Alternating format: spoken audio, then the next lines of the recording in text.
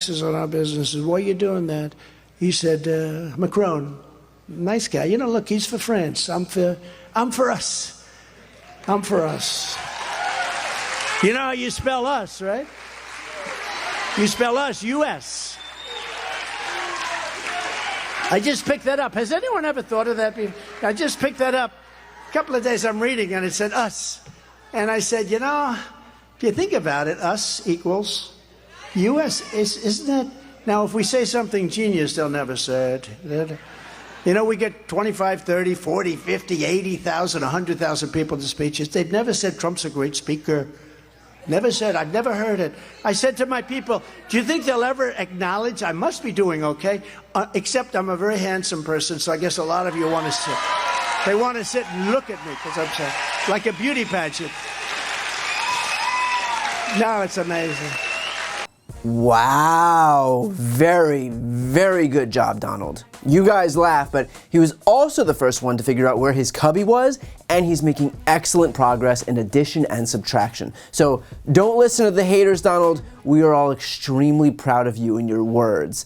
Tell you what, there was a time when the Republican Party was hell-bent on making English the national language in this country. And then, at some point around the time it devolved into a cult of personality for Donald Trump, they stopped making those demands, likely because their God King has about as good a grasp on the language as your average class of third graders.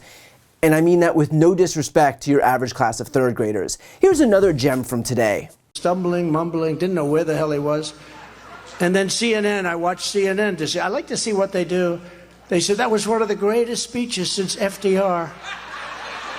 You know, FDR was a great speaker, right? He was a great speaker. He sat because of a situation, but he was an elegant, beautiful, elegant, and eloquent. That he was a great speaker, and they show him speaking, and rah, rah, America will be great. We were attacked today.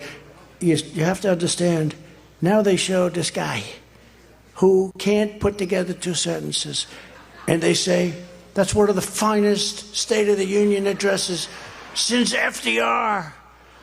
And it just drives you wild. Yeah, I think it was less a quote-unquote situation that caused FDR to sit, and more just the polio. And I've heard FDR be called a lot of things, but elegant isn't one of them? So either Trump uses the same word that I would use to describe Princess Diana to describe FDR, or, yet again, words fall out of his face that don't actually mean anything because he is a moron. Take all the time you need with that one. But I hope you didn't think it would end there. You know, I was very honored as a man. Viktor Orban, anyone ever hear of him? He's probably like one of the strongest leaders anywhere in the world. And he's the leader of, right? He's the leader of Turkey, fronts on both Russia. Ah, yes, Viktor Orban, the leader of Turkey, which in actuality is Erdogan, while Orban is the Prime Minister of Hungary. All of this while on the campaign trail to be the next President of the United States. But hey, how can you really expect him to remember the names of the most famous people in the international community? And those were just today. That is to say nothing of the raft of verbal diarrhea that he's been spewing over the last few weeks, completely neutralizing the central premise of his campaign that it's Joe Biden who's in cognitive decline, while he is A-OK. Watch just a small sampling of what Donald Trump said and then tell me which presidential candidate's brain seems to be broken. But I know you never paid, under your administration, you guys never paid ransom. Brian, it's all coming through Iran, and Obama he doesn't want to talk about it. He doesn't want to he doesn't even mention them in his statements. It's all coming through Iran. Well, you mean President Biden. So, but right now. I also mean Obama. What do you mean? I mean Obama and Biden, but Obama is Biden's boss, in case you didn't really know that. As you know, crooked Joe Biden and the radical left thugs who have weaponized law enforcement to arrest their leading political opponent, and leading by a lot, including Obama. I'll tell you what, you take a look at Obama and take a look at some of the things that he's done. This is the same thing. The country was very divided. And we did with Obama. We won an election that everyone said couldn't be won. We beat Hillary Clinton. Now, you know, I used to call her Crooked Hillary. And then they took a poll and they found out Trump was up by about 50 points. Everyone said, what's going on right here? They thought Bush, because Bush supposedly was a military person. Great. You know what? He got us into the Middle East. How did that work out, right? But they all thought that Bush might win. Jeb. Remember Jeb? We have a man who is totally corrupt and the worst president in the history of our country, who is cognitively impaired, in no condition to lead, and is now in charge of dealing with Russia and possible nuclear war. Just think of it. We would be in World War II very quickly. And look, I understand if you confuse a word here and there, but in just the last few weeks, Donald Trump has suggested that Obama is the current president, that he beat Obama in 2016, that Jeb Bush got us involved in the war in the Middle East, and that World War II hasn't happened yet. And that's to say nothing of today's brilliant commentary that Viktor Orban is the president of Turkey, that FDR was chairbound because of a, quote, situation, and the most impressive revelation that the word us is the same as the initials for the United States. At some point it becomes apparent that maybe the guy isn't working with a full deck of cards here. And by the way, that point is so obvious that even Fox's Jessica Tarlov pointed it out on Fox's Air. And I put together some of Trump's latest cognitive beauties from the last 10 days. He said you need an ID to buy bread. Has anyone shown ID to get Wonder Bread lately? He said that he ran against Obama in 2016. He ran against Hillary Clinton. He warned that Biden will get us into World War II, which I'm pretty sure we already fought and won. And yesterday, he confused Jeb Bush and George W. Bush and said that Jeb got us involved in the Middle East.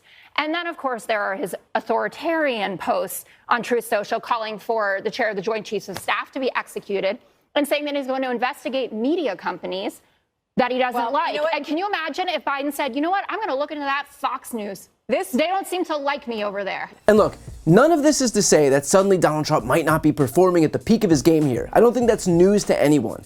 But what it should tell us is that when Republicans wail on an endless loop about Biden being in cognitive decline, they are projecting. They are trying to distract you from the fact that their deity does not know who he beat in the last election, doesn't know what the last World War was, and thinks you need ID to buy bread. Again, not a great track record if your goal here is to claim that the other guy is mentally impaired. So the next time any of the right's willful accomplices in the mainstream media takes the bait and makes Biden's mental state the center of attention, ask them why they're silent on the issue of Trump's mental state. Ask them why Trump gets a pass. Ask them why Trump gets graded on a curve. Ask them what it says that Trump would fail a third-grade history exam. Republicans have certainly learned how to game the refs, but the reason is obvious. They have to do everything in their power to carry water for a guy who still brags about passing a cognitive test whose questions include identifying different animals. I mean, dear God.